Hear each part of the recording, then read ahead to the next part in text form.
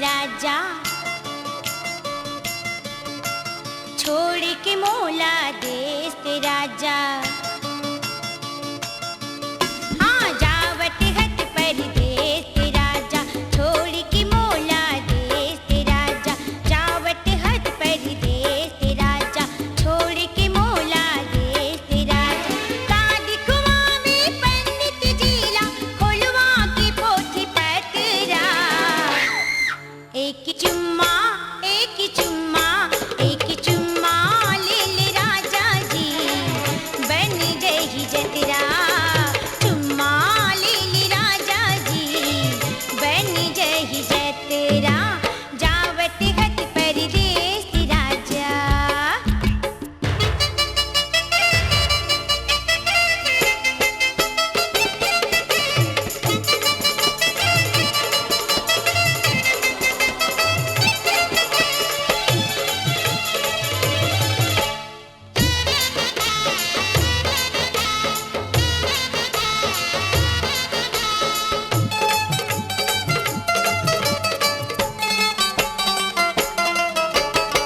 दोनों हाथ मोरे पकड़ के राजा, छतिया से मोला लगा ले।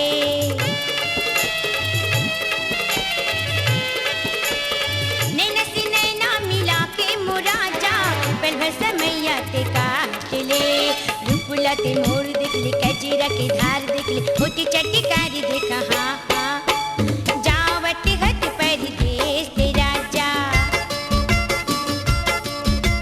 छोड़ के मोला देश ते राजा। हाँ जावत हत परदेस ते राजा, छोड़ के मोला देश ते राजा। देख ले मोला जीवर सैया, होई ना कोनो खतरा। एक चुम्मा एक चुम्मा एक चुम्मा ले ले राजा जी, बन जाएगी जतरा। चुम्मा ले ले राजा जी, बन जाएगी जतरा। जावत हत परदेस राजा।